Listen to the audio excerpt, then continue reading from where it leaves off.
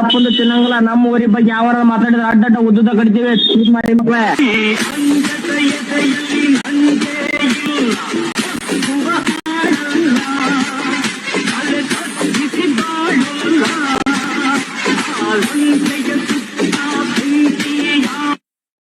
ಗಟ್ಟಿಯ ಕಾಯಕು ಗಾಡಿ ಹೊಡಿಯಾಕು ಗುಂಡಿಗಿ ಅನ್ನೋದ ಗಟ್ಟಿರಬೇಕ.